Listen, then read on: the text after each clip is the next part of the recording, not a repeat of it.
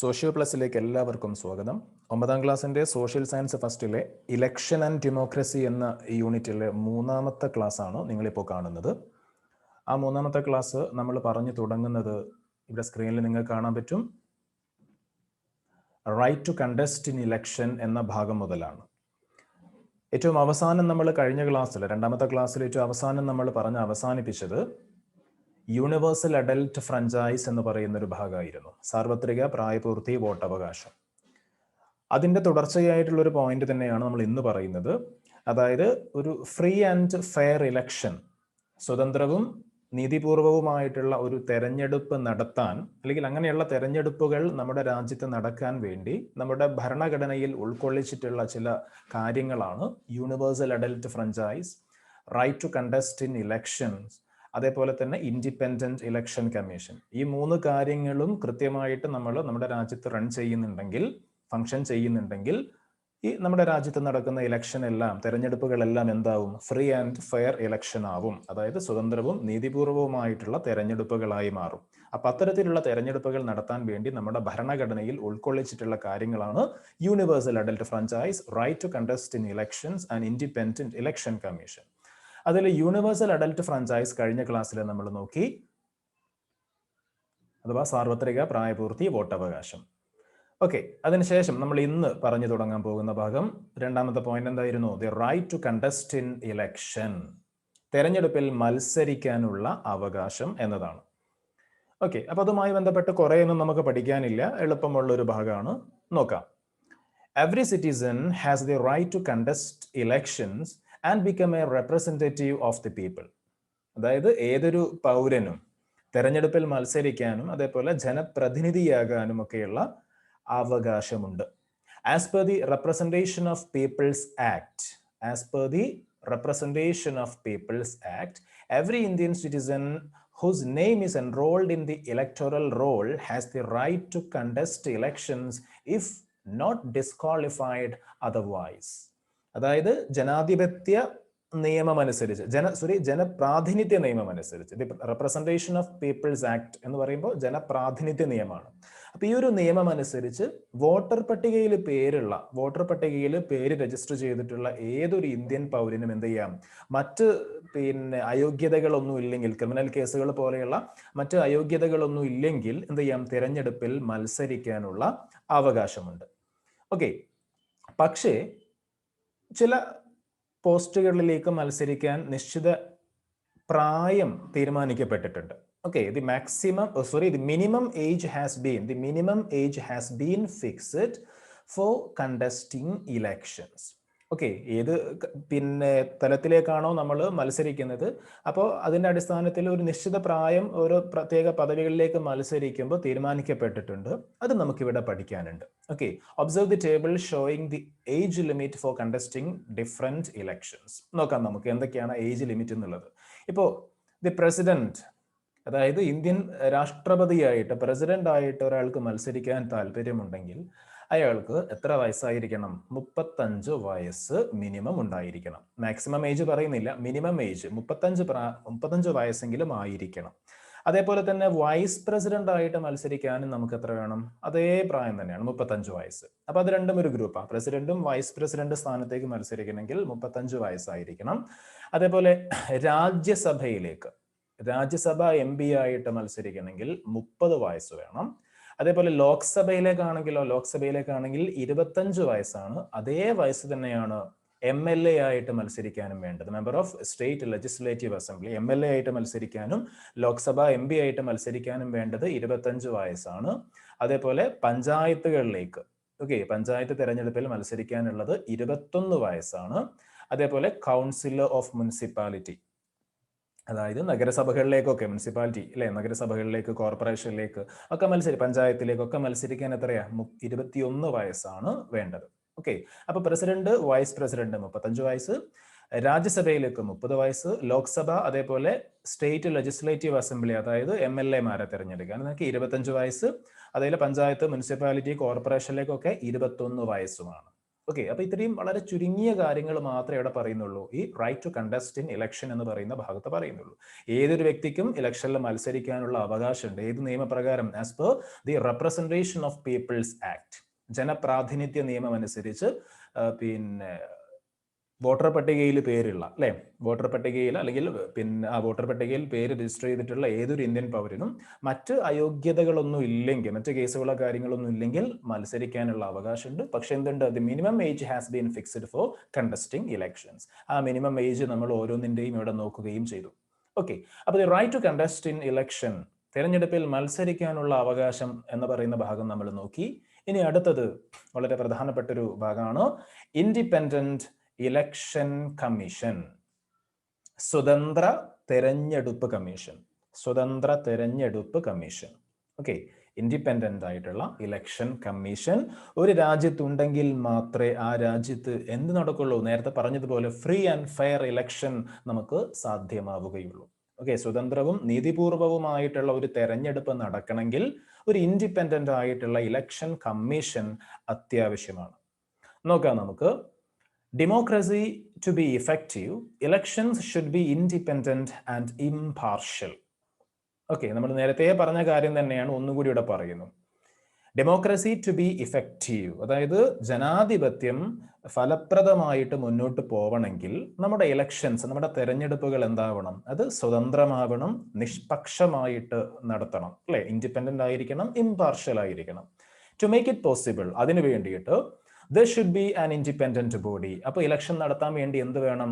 Election independent ആവണമെങ്കിൽ election നടത്തുന്ന സ്ഥാപനം, ഇൻസ്റ്റിറ്റ്യൂഷൻ അല്ലെങ്കിൽ ഏജൻസി എന്തായിരിക്കണം? ഷുഡ് ബി ഇൻഡിപെൻഡന്റ്, അതും ഒരു സ്വതന്ത്ര സ്ഥാപനമായിരിക്കണം. The constitution of India has constituted an independent election commission. അപ്പൊ അതിനു വേണ്ടിയിട്ട് നമ്മുടെ ഭരണഘടന എന്തിനു രൂപം നൽകിയിട്ടുണ്ട്? ഒരു സ്വതന്ത്ര തെരഞ്ഞെടുപ്പ് കമ്മീഷന് രൂപം നൽകിയിട്ടുണ്ട്.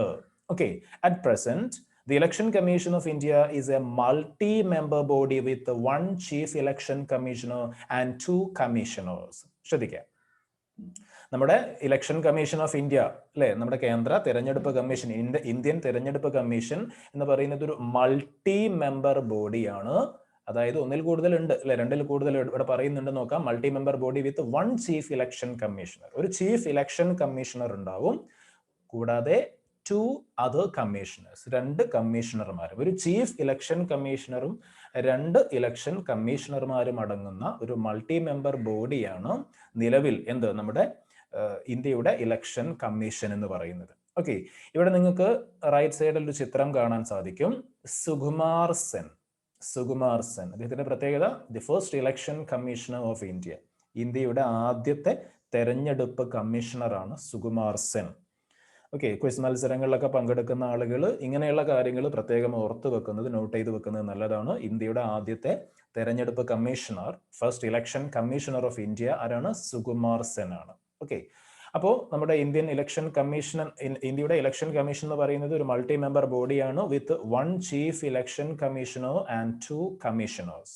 ഓക്കെ ഓക്കെ അപ്പൊ നിലവില് പിന്നെ നമ്മുടെ ഇലക്ഷൻ കമ്മീഷണർ എന്ന് പറയുന്നത് സുനിൽ അറോറ. സുനിൽ അറോറ എന്ന വ്യക്തിയാണ് നിലവിൽ നമ്മുടെ ചീഫ് ഇലക്ഷൻ കമ്മീഷണർ എന്ന് കൂടി ഓർക്കുക.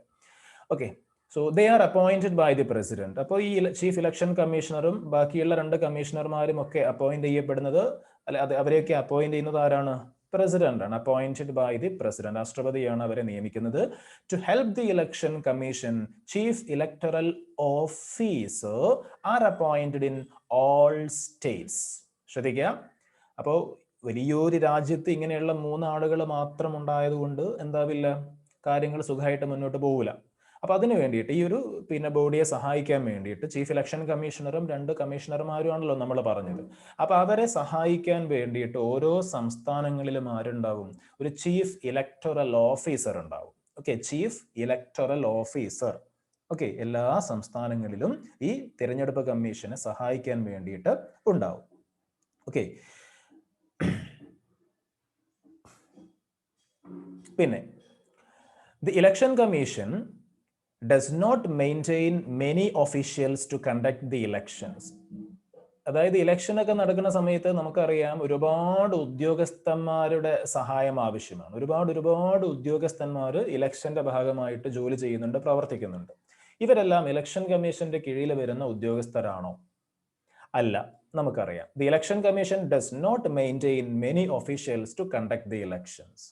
അതായത് തിരഞ്ഞെടുപ്പ് നടത്താനുള്ള ഒരു വിപുലമായിട്ടുള്ള ഉദ്യോഗസ്ഥ വിഭാഗമൊന്നും ആർക്കില്ല, തിരഞ്ഞെടുപ്പ് കമ്മീഷന് കീഴിലില്ല.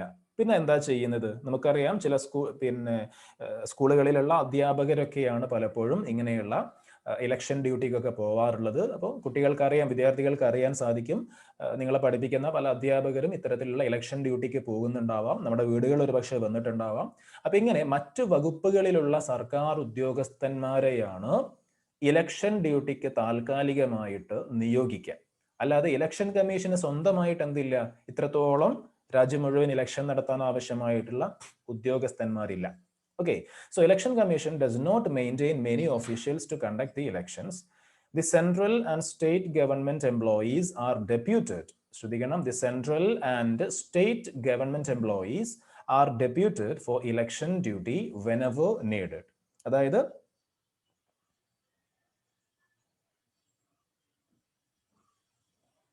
ഇലക്ഷൻ വരുന്ന സാഹചര്യങ്ങളിൽ കേന്ദ്ര സർക്കാരിന് കീഴിലുള്ള അതേപോലെ സംസ്ഥാന സർക്കാരിന് കീഴിലുള്ള ഒരുപാട് ഉദ്യോഗസ്ഥന്മാരുണ്ടാവും.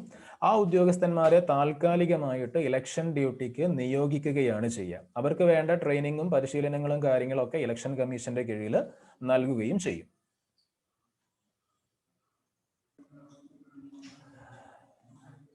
The elections to the offices of President, Vice President, Rajya Sabha, Lok Sabha and the state legislative assemblies are conducted by the Election Commission of India. ഇതിൽ നിന്നൊരു ചോദ്യം മുമ്പ് ഒരു മാർക്കിന് വന്നിട്ടുണ്ട്. അതായത് ഈ പറയുന്ന സ്ഥാപനങ്ങളിലേക്കെല്ലാം ഇലക്ഷൻ, നമ്മുടെ രാജ്യത്ത് ഇലക്ഷൻ നടത്തുന്നത് ആരാണ്? ഇലക്ഷൻ കമ്മീഷൻ ഓഫ് ഇന്ത്യയാണ്. ഓക്കെ, ഏത് തിരഞ്ഞെടുപ്പാണെങ്കിലും ഇങ്ങനെയുള്ള ഈ പറഞ്ഞിട്ടുള്ള ഏത് തിരഞ്ഞെടുപ്പാണെങ്കിലും അവിടേക്കൊക്കെയുള്ള ഇലക്ഷൻ കണ്ടക്ട് ചെയ്യുന്നത് ഇലക്ഷൻ കമ്മീഷൻ ഓഫ് ഇന്ത്യ, നമ്മുടെ കേന്ദ്ര തിരഞ്ഞെടുപ്പ് കമ്മീഷൻ, ഇന്ത്യൻ തിരഞ്ഞെടുപ്പ് കമ്മീഷനാണ്.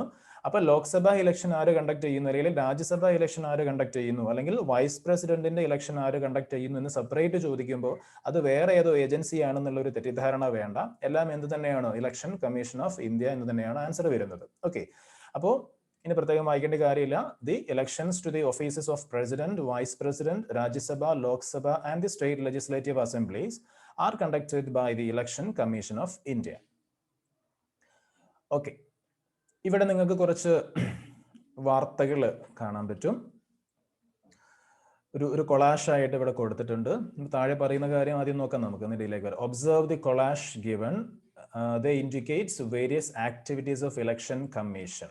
ഓക്കെ, അപ്പൊ ഇലക്ഷൻ കമ്മീഷന്റെ വിവിധ പ്രവർത്തനങ്ങളുമായി ബന്ധപ്പെട്ട ഒരു കൊളാഷ് ആണ് ഇവിടെ കൊടുത്തിട്ടുള്ളത്. അപ്പൊ നമുക്ക് ആ കൊളാഷിൽ കൊടുത്തിട്ടുള്ള കാര്യങ്ങളൊക്കെ നമുക്ക് നോക്കാം. ഏറ്റവും ആദ്യത്തേത് നമ്മൾ കാണുന്നത് the country in election heat, submission of the nomination papers from tomorrow. അതായത് രാജ്യം, ഇലക്ഷൻ ഹീറ്റ് എന്ന് പറയുമ്പോൾ എന്താ, ഒരു പ്രയോഗമാണ് അല്ലെ, രാജ്യം തെരഞ്ഞെടുപ്പ് ചൂടിലേക്ക്. അതേപോലെ submission of the nomination papers from tomorrow, നാളെ മുതൽ നാമനിർദ്ദേശ പത്രിക സമർപ്പിക്കാമെന്നുള്ള ഒരു വാർത്ത.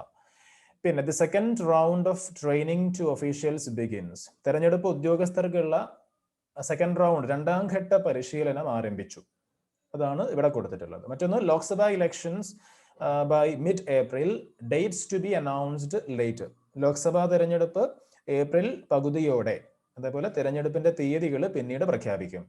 Violence in election, polling to be held again. തെരഞ്ഞെടുപ്പിൽ അക്രമം, പോളിംഗ് എന്ത് ചെയ്യും, വീണ്ടും നടത്തും.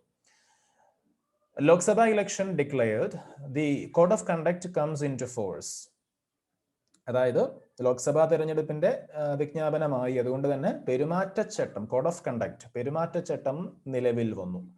അതേപോലെ last one, the preliminary voters list for the 16th Lok Sabha election published, 6 lakh new voters in the state.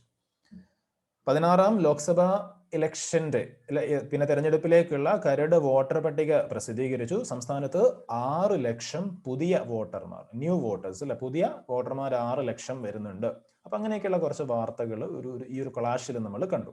ഇനി They indicates various activities of election commission, examine them and conduct a discussion in the class regarding the functions of election commission. Election കമ്മീഷന്റെ പ്രവർത്തനങ്ങൾ, ചുമതലകൾ അല്ലെങ്കിൽ ഇതിന്റെ functions എന്തൊക്കെയാണ് എന്ന് ഈ ഒരു കൊളാഷിന്റെ വെളിച്ചത്തിൽ ക്ലാസ്സിൽ ഡിസ്കസ് ചെയ്യാൻ വേണ്ടി പറയുകയാണ്. അപ്പൊ ക്ലാസ്സിലെ ഡിസ്കഷൻ ഇപ്പോൾ നമുക്ക് സാധ്യമല്ല. എന്തൊക്കെയാണ് നമുക്ക് ഇവിടെ നോക്കാം. Compare your findings with the functions of election commission given below. അപ്പൊ നമുക്ക് എന്തായാലും ആ ഒരു നമ്മുടെ ക്ലാസ്സിലെ ഡിസ്കഷൻ നടത്തുകയാണെങ്കിലും നമുക്ക് കിട്ടുന്ന പോയിന്റ്സ് ഇതാ ഇവിടെ കൊടുത്തിട്ടുണ്ട്. ഈ പറയുന്ന കാര്യങ്ങളായിരിക്കും നമുക്ക് ആ ഒരു ഡിസ്കഷന്റെ ഫൈനൽ റിസൾട്ട് ആയിട്ട്, പ്രൊഡക്റ്റ് ആയിട്ട് കിട്ടാം. The functions of election commission. നമുക്ക് എക്സാമിന് പഠിക്കാനുള്ള കാര്യവും ഇത് തന്നെയാണ്. Okay, functions of election commission വളരെ ഇമ്പോർട്ടൻ്റ് ആയിട്ടുള്ള, ഒരുവിധം എല്ലാ എക്സാമിനും ചോദിച്ച് കണ്ടിട്ടുള്ള ഒരു ഭാഗം കൂടിയാണ്. വളരെ പ്രാധാന്യത്തോടു കൂടി തന്നെ പഠിക്കുക. അതിലേക്ക് പോകുന്നതിന് മുമ്പ് ഇവിടെ ഒരു എക്സ്ട്രാ റീഡിംഗ് ബോക്സ് ഉണ്ട്. സംസ്ഥാന തെരഞ്ഞെടുപ്പ് കമ്മീഷനുമായി ബന്ധപ്പെട്ട, സ്റ്റേറ്റ് ഇലക്ഷൻ കമ്മീഷനുമായി ബന്ധപ്പെട്ട ഒരു ബോക്സ് ഉണ്ട്. അത് വളരെ പെട്ടെന്നൊന്ന് വായിച്ചു നോക്കാം. എക്സ്ട്രാ റീഡിംഗ് ആണ്, പരീക്ഷയ്ക്ക് പഠിക്കേണ്ടതില്ല. The elections to panchayats and urban local bodies are supervised by the state election commission. Panchayat അതേപോലെ നഗരഭരണ സ്ഥാപനങ്ങളിലേക്കൊക്കെയുള്ള തെരഞ്ഞെടുപ്പിന് നേതൃത്വം കൊടുക്കുന്നത് സംസ്ഥാന തെരഞ്ഞെടുപ്പ് കമ്മീഷനാണ്. ഓക്കെ, സ്റ്റേറ്റ് ഇലക്ഷൻ കമ്മീഷൻ കേന്ദ്ര തെരഞ്ഞെടുപ്പ് കമ്മീഷൻ അല്ല, സംസ്ഥാന തെരഞ്ഞെടുപ്പ് കമ്മീഷനാണ്. State election commissions were constituted in all the states through the 73rd and 74th amendments of the constitution.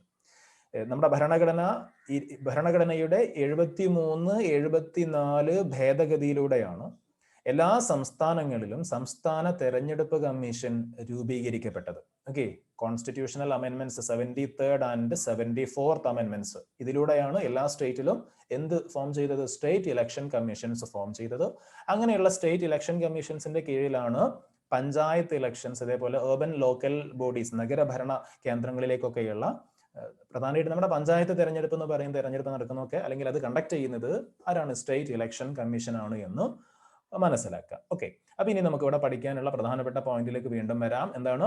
The functions of election commission. Election കമ്മീഷന്റെ ചുമതലകൾ എന്തൊക്കെയാണ്? വളരെ പ്രധാനപ്പെട്ട പോയിന്റ് ആണ്. നമുക്ക് ഓരോന്നും എന്ത് ചെയ്യാം? ഓരോന്നും ഇവിടെ പറഞ്ഞു പോവാം. ഓക്കെ, അപ്പൊ ഏറ്റവും ആദ്യത്തെ പോയിന്റ് എന്ന് പറയുന്നത് സൂപ്പർവൈസ് ദി ഇലക്ഷൻ അല്ലെ? ഒന്നാമത്തെ പോയിന്റ് എന്നാണ് സൂപ്പർവൈസ് ദി ഇലക്ഷൻ. തെരഞ്ഞെടുപ്പിന് മേൽനോട്ടം വഹിക്കുക എന്നുള്ളതാണ്. ഓക്കെ, തെരഞ്ഞെടുപ്പിന് മേൽനോട്ടം വഹിക്കുക.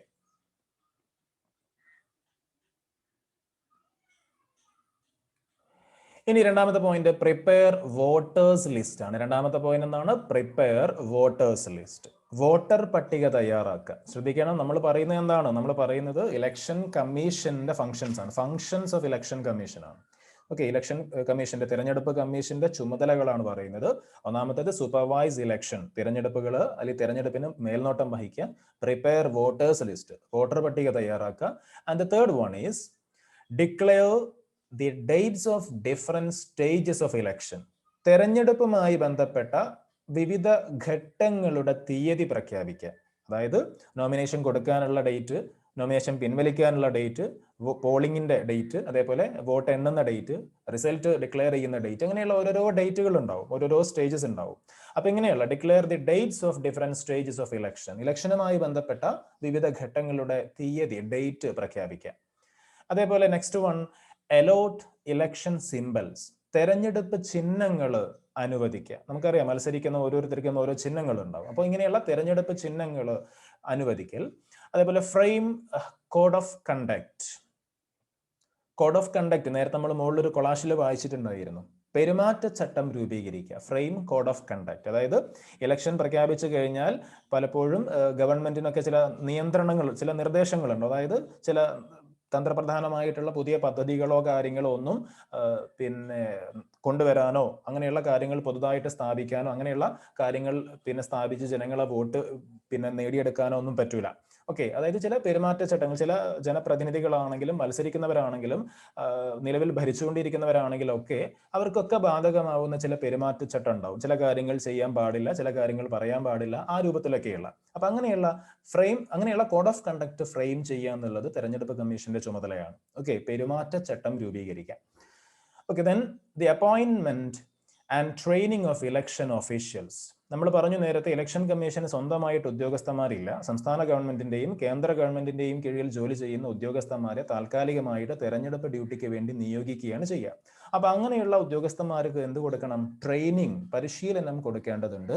അപ്പൊ അങ്ങനെയുള്ള തെരഞ്ഞെടുപ്പ് ഉദ്യോഗസ്ഥരുടെ നിയമനവും പരിശീലനവും ഒക്കെ തെരഞ്ഞെടുപ്പ് കമ്മീഷന്റെ ചുമതലയാണ്. Appointment and training of election officials. Next one, voting, counting of votes and declaration of results. Voting, അതേപോലെ വോട്ട് എണ്ണൽ, അതിന്റെ ഫലപ്രഖ്യാപനം അഥവാ റിസൾട്ട് ഡിക്ലെയർ ചെയ്യുക, ഇതെല്ലാം തെരഞ്ഞെടുപ്പ് കമ്മീഷന്റെ ചുമതലയാണ്. അതേപോലെ examine election expenses of candidates. തെരഞ്ഞെടുപ്പ് കണക്കുകൾ പരിശോധിക്കുക. ഓരോ സ്ഥാനാർത്ഥിക്കും ഇലക്ഷന്റെ ഭാഗമായിട്ട് പ്രചാരണത്തിന് എത്ര രൂപ ചെലവായി, ഓരോ പരിധി വെക്കും. ഓരോ ഇലക്ഷനും എന്തുണ്ടാവും? തെരഞ്ഞെടുപ്പ് കമ്മീഷൻ ഒരു പരിധി വെക്കും. ഇത്ര രൂപയിൽ കൂടുതൽ തിരഞ്ഞെടുപ്പിന്റെ ഭാഗമായിട്ട് പ്രചാരണത്തിന് വേണ്ടി ചെലവഴിക്കാൻ പാടില്ല. അങ്ങനെയുള്ള കണക്കുകൾ ഉണ്ടാവും.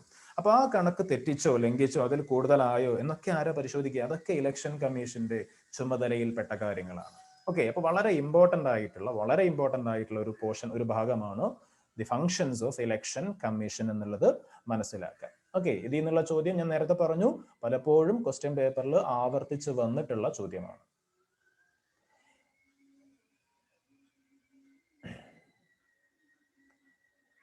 ഇനി അപ്പുറത്തെ പേജിലേക്ക് പോവുകയാണെങ്കിൽ നമുക്ക് അവിടെ വേറെ കുറച്ച് കാര്യങ്ങൾ കാണാൻ പറ്റും.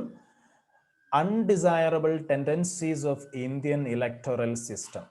Undesirable tendencies of the Indian electoral system.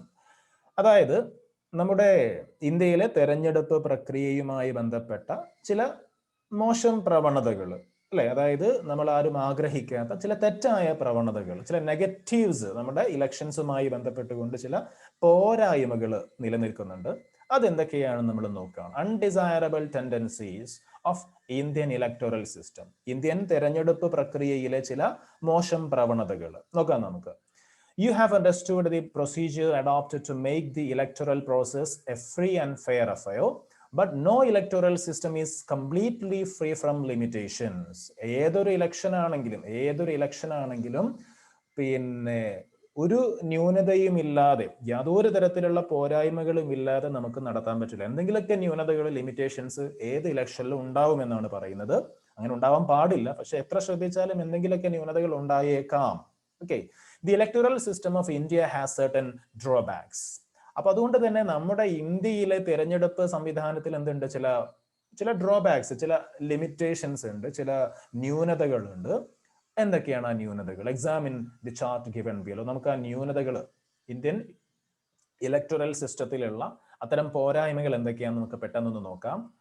ഒന്നാമത്തെ ഒരു പോയിന്റ് ഇവിടെ പറയുന്നു, ഇൻഫ്ലുവൻസ് ഓഫ് മണി, പണത്തിന്റെ സ്വാധീനം. മറ്റൊന്ന്, ഇലക്ഷൻ റിലേറ്റഡ് വയലൻസ്, തെരഞ്ഞെടുപ്പിനോടനുബന്ധിച്ച് ഉണ്ടാവുന്ന അക്രമങ്ങളൊക്കെ.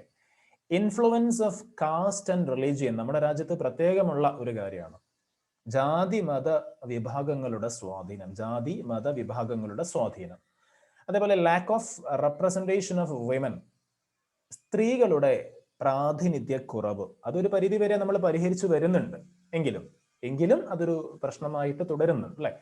ഓക്കെ, അപ്പൊ ഈ പറയുന്ന കാര്യങ്ങൾ നമുക്ക് ഒന്നുകൂടി ഡീറ്റെയിൽഡ് ആയിട്ട് നോക്കാം. അപ്പൊ നമ്മൾ പറയുന്നത് എന്താണ്? Electoral system of India has certain drawbacks, അല്ലെങ്കിൽ the drawbacks of Indian electoral system. The major drawbacks of Indian electoral system.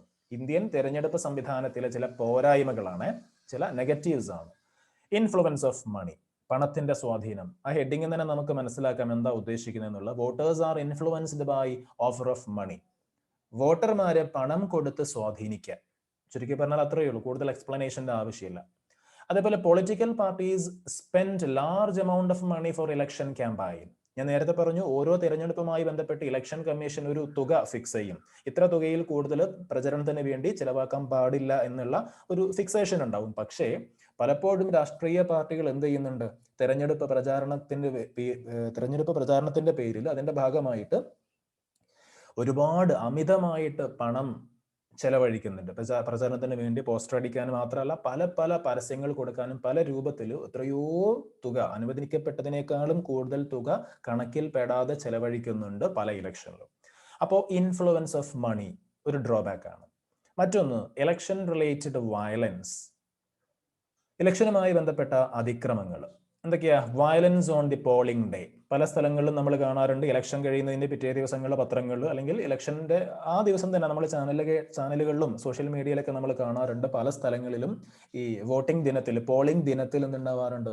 അതിക്രമങ്ങൾ ഉണ്ടാവാറുണ്ട്, അല്ലെ? അത് പലപ്പോഴും ചില ആളുകളെ വോട്ട് ചെയ്യുന്നതിൽ നിന്നും ഭയപ്പെടുത്തി പിന്തിരിപ്പിക്കാനൊക്കെ ആയിരിക്കാം. എന്തോ ആയിക്കോട്ടെ, പല ആവശ്യങ്ങൾ കൊണ്ട് ഇങ്ങനെയുള്ള അതിക്രമങ്ങൾ ഉണ്ടാവാറുണ്ട്. അതേപോലെ ബൊഗസ് വോട്ടിംഗ് ആൻഡ് ബൂത്ത് ക്യാപ്ചറിങ് എന്ന് വെച്ചാൽ കള്ളവോട്ടാണ് ഉദ്ദേശിക്കുന്നത്. കള്ളവോട്ട്, അതായത് മരണപ്പെട്ട ആളുകളുടെ പേരിൽ വോട്ട് ചെയ്യുക, ഗൾഫിലുള്ള ആളുകൾക്ക് വേണ്ടി ഇവിടെ അവരുടെ പേരിൽ പോയി വോട്ട് ചെയ്യുക, അങ്ങനെയൊക്കെയുള്ള കള്ളവോട്ടുകൾ, ഇല്ലാത്ത ആളുടെ പേരിൽ വോട്ട് ചെയ്യുക, ഓക്കെ, അങ്ങനെയുള്ള കള്ളവോട്ടുകളും അതേപോലെ ബൂത്ത് പിടുത്തവും, ബൂത്ത് ക്യാപ്ചറിങ്.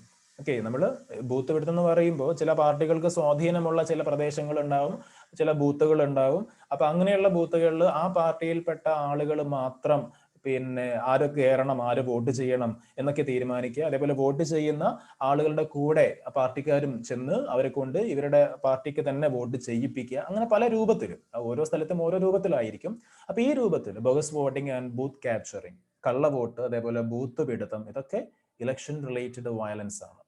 അതേപോലെ influence of caste and religion. ഞാൻ നേരത്തെ പറഞ്ഞു, നമ്മുടെ രാജ്യത്ത് ഏറ്റവും കൂടുതൽ ഇലക്ഷനുമായി ബന്ധപ്പെട്ട് ഏറ്റവും കൂടുതൽ ഇൻഫ്ലുവൻസ് ചെയ്യുന്ന ഒരു കാര്യമാണ് കാസ്റ്റും റിലീജിയനും, ജാതി മതമൊക്കെ. ഓക്കെ, അപ്പൊ ജാതി മത വിഭാഗങ്ങളുടെ സ്വാധീനം, അതായത് ഇപ്പൊ സ്ഥാനാർത്ഥി നിർണയത്തിന്റെ കാര്യത്തിലായാലും അല്ലെങ്കിലൊക്കെ caste and religious considerations influence selection of candidates. Okay, സ്ഥാനാർത്ഥി നിർണയത്തിൽ ജാതി മത പരിഗണനകൾ വലിയ സ്വാധീനം ചെലുത്തുന്നുണ്ട്. ഇപ്പോൾ ഒരു പ്രദേശത്ത് കൂടുതൽ ഹിന്ദു വിഭാഗമാണ് കൂടുതൽ എങ്കിൽ അവിടെ ഏത് പാർട്ടിയാണെങ്കിലും അവരുടെ സ്ഥാനാർത്ഥിയെ നിർത്തുമ്പോൾ ഹിന്ദു വിഭാഗത്തിൽപ്പെട്ട ഒരാളെ നിർത്താൻ ശ്രമിക്കും. ഇനി മുസ്ലിങ്ങൾ കൂടുതലുള്ള ഒരു പ്രദേശമാണെങ്കിൽ അവിടെ സ്ഥാനാർത്ഥികളെ നിർത്തുമ്പോൾ മുസ്ലിം ആയിട്ടുള്ള ഒരു വ്യക്തിയെ നിർത്താൻ എല്ലാ പാർട്ടികളും ശ്രദ്ധിക്കും. എന്തിനാ? ആ മുസ്ലിം വിഭാഗത്തിന്റെ വോട്ട് കിട്ടുക എന്നുള്ള ലക്ഷ്യത്തോടു കൂടി. അതേപോലെ ഏതെങ്കിലും ഒരു പ്രത്യേക ജാതിക്ക് സ്വാധീനമുള്ള മേഖലയാണെങ്കിൽ ആ ജാതിയിൽപ്പെട്ട ഒരാളെ സ്ഥാനാർത്ഥിയായിട്ട് നിർത്താനുള്ള ശ്രമങ്ങൾ എല്ലാ പാർട്ടിയും നടത്തും. അപ്പൊ ഇത്തരത്തിൽ caste and religious considerations influence selection of candidates. സ്ഥാനാർത്ഥികളെ നിർണ്ണയിക്കുമ്പോൾ അവിടെ കാസ്റ്റും റിലീജിയനും ഒക്കെ, മതവും ജാതിയും ഒക്കെ വലിയ സ്വാധീനം ചെലുത്തുന്നുണ്ട്. പിന്നെ lakh of representation of women, സ്ത്രീകളുടെ പ്രാതിനിധ്യക്കുറവ്. അതായത് പലപ്പോഴും സ്ത്രീകൾക്ക് അർഹമായ പ്രാതിനിധ്യം നമ്മുടെ തെരഞ്ഞെടുപ്പുകളിൽ ലഭിക്കുന്നില്ല. ഇപ്പൊ നമ്മുടെ കേരളത്തിലാണെങ്കിലും കേന്ദ്രത്തിലാണെങ്കിലും നമ്മൾ MP-മാരുടെ MLA-മാരുടെ എണ്ണം നോക്കുകയാണെങ്കിൽ, അല്ലെങ്കിൽ മിനിസ്റ്റേഴ്സിന്റെ, മന്ത്രിമാരുടെ എണ്ണം നോക്കുകയാണെങ്കിൽ സ്ത്രീകൾ എപ്പോഴും പിറകിൽ തന്നെയാണ്. പുരുഷന്മാരാണ് ഏറ്റവും കൂടുതൽ അങ്ങനെയുള്ള ഉയർന്ന പദവികളിലുള്ളത്. സ്ത്രീകൾ ഒരുപാട് വളർന്നു വരുന്നുണ്ട്, കടന്നു വരുന്നുണ്ട് രംഗത്തേക്കൊക്കെ, ഒരുപാട് മാറ്റങ്ങൾ തീർച്ചയായിട്ടും ഉണ്ട്. എങ്കിലും പുരുഷനെ അപേക്ഷിച്ച് നോക്കുമ്പോൾ ഇങ്ങനെയുള്ള അധികാര മേഖലയിൽ സ്ത്രീകളുടെ പ്രാതിനിധ്യം കമ്പാരിറ്റീവ്ലി കുറവ് തന്നെയാണ്. So lakh of representation of women.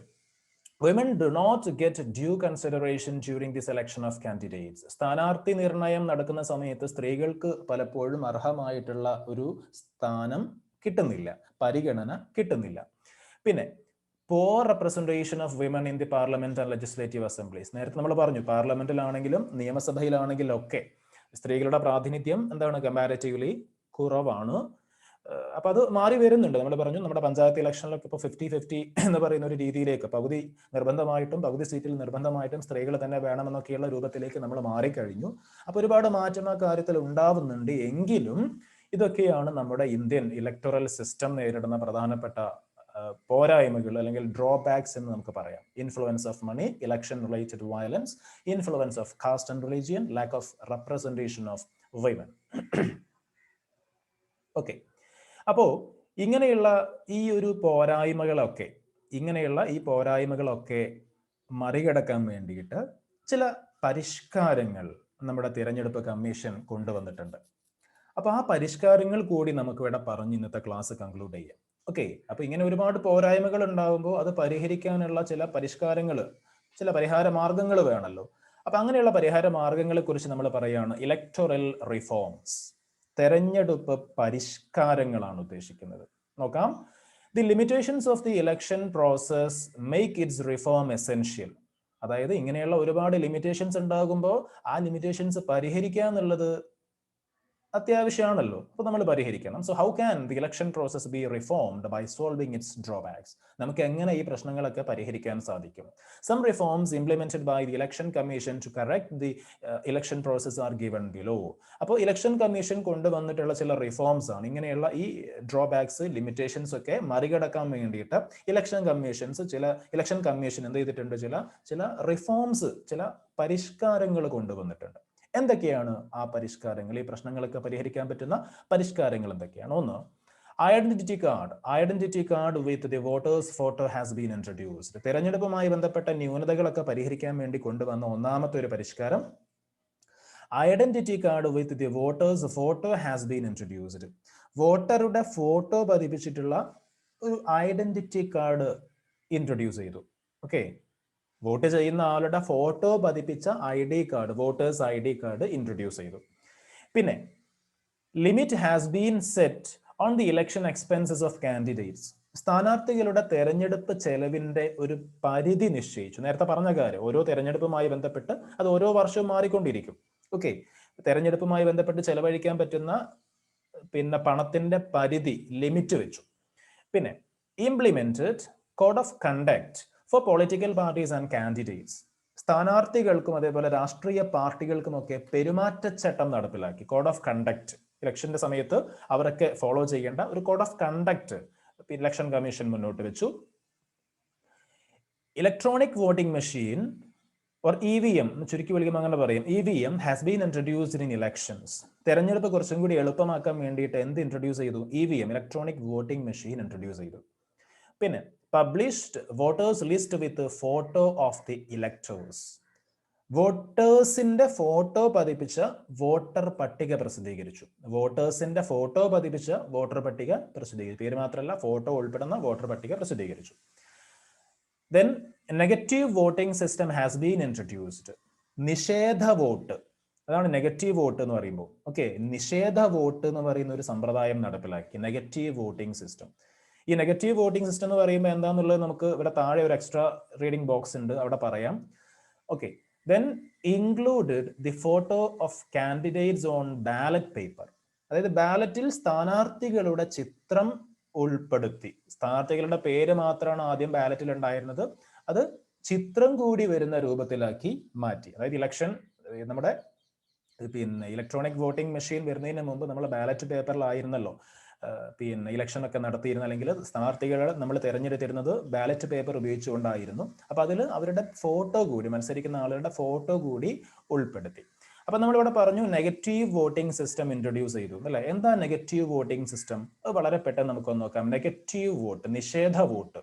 Vote ചെയ്യാന്നുള്ളത് നമ്മുടെ അവകാശമാണ്. പക്ഷേ നമുക്ക് വോട്ട് ചെയ്യാൻ നോക്കുമ്പോൾ നമ്മൾക്ക് മനസ്സുകൊണ്ട് തൃപ്തിയുള്ള ഒരു സ്ഥാനാർത്ഥിയും മത്സരിക്കുന്നില്ല എങ്കിൽ, ഓക്കെ, ഒരു MLA തെരഞ്ഞെടുപ്പാണെങ്കിൽ, സംസ്ഥാന നിയമസഭയിലേക്കുള്ള തെരഞ്ഞെടുപ്പാണെങ്കിൽ, അവിടേക്ക് മത്സരിക്കുന്ന ആളുകളെ ഒന്നും നോക്കുന്നില്ല, നമുക്കൊരു സാറ്റിസ്ഫാക്ഷൻ കിട്ടുന്നില്ല.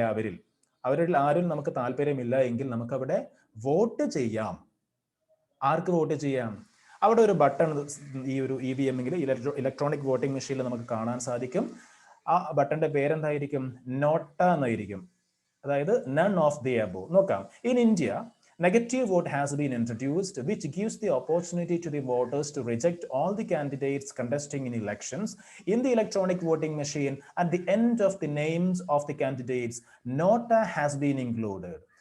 മത്സരിക്കുന്ന എല്ലാ ആളുകളുടെയും സ്ഥാനാർത്ഥികളുടെയും പേര് കൊടുത്തതിന് ശേഷം ഏറ്റവും താഴെയായിട്ട് ഒരു എക്സ്ട്രാ ബട്ടൺ ഉണ്ടാവും. നോട്ട എന്നായിരിക്കും അതിന്റെ നേരെ എഴുതിയിട്ടുണ്ടാവുക. നൺ ഓഫ് ദി അബോവ് എന്ന് അർത്ഥം. അതായത് മുകളിൽ കൊടുത്ത ഒരു സ്ഥാനാർത്ഥിക്കും എന്റെ വോട്ടില്ല. അപ്പൊ നമ്മൾ എന്ത് ചെയ്യണം? ആ നോട്ട എന്ന് എഴുതിയിട്ടുള്ള അതിന്റെ നേരെയുള്ള ബട്ടൺ പ്രസ് ചെയ്യുക. The voters can press the NOTA button and cast his negative vote. അങ്ങനെ അദ്ദേഹത്തിന് എന്ത് ചെയ്യാം? ഇപ്പൊ ഒരാൾക്ക് അങ്ങനെ ഈ നോട്ട ബട്ടൺ പ്രസ് ചെയ്തുകൊണ്ട് തെരഞ്ഞെടുപ്പിൽ വോട്ട് ചെയ്തതായിട്ട് അഭിമാനിക്കാം. പക്ഷേ നമ്മൾ ആഗ്രഹിക്കുന്ന ആരും സ്ഥാനാർത്ഥികളുടെ ലിസ്റ്റിൽ ഇല്ലെങ്കിലും നമുക്ക് വോട്ട് ചെയ്യാനുള്ള ഒരു അവസരമാണ് ഈ ഒരു നോട്ട ബട്ടണിലൂടെ നമുക്ക് കിട്ടുന്നത്. അപ്പൊ അങ്ങനെയുള്ള വോട്ടാണ് നെഗറ്റീവ് വോട്ട്. നമ്മൾ ആർക്കും വോട്ട് കൊടുക്കുന്നില്ല, പക്ഷെ നമ്മൾ വോട്ട് ചെയ്യുന്നുമുണ്ട്. ഓക്കെ, വോട്ട് ചെയ്യാതിരിക്കുന്നില്ല. നമ്മൾ ഡെമോക്രസിയുടെ ഭാഗമായിട്ട് ആ പ്രോസസ്സിൽ നമ്മൾ പങ്കാളിയാവുന്നുണ്ട്. പക്ഷെ നമുക്ക് താല്പര്യമില്ലാത്ത ആളുകളായതുകൊണ്ട് അവർക്ക് നമ്മൾ വോട്ട് ചെയ്യുന്നുമില്ല. അതാണ് നെഗറ്റീവ് വോട്ട് എന്ന് പറയുന്നത്. ഓക്കെ, അപ്പോൾ തൽക്കാലം ഇന്നത്തെ ക്ലാസ് നമ്മളിവിടെ കൺക്ലൂഡ് ചെയ്യാണ്. അപ്പോൾ ഏറ്റവും അവസാനം നമ്മൾ പറഞ്ഞത് എന്താണ്? ഇലക്ടറൽ റിഫോംസ് ആണ്. ഇന്ത്യൻ ഇലക്ടറൽ സിസ്റ്റം നേരിടുന്ന ചില ഡ്രോബാക്സും അതിനുള്ള പരിഹാരമായിട്ട് ഇലക്ഷൻ കമ്മീഷൻ മുന്നോട്ട് വെച്ച ചില ഇലക്ടറൽ റിഫോംസുമാണ് നമ്മൾ ഏറ്റവും അവസാനമായിട്ട് നോക്കിയത്. സോ തൽക്കാലം ഇന്നത്തെ ക്ലാസ് നമ്മളിവിടെ കൺക്ലൂഡ് ചെയ്യുന്നു. ഓക്കെ.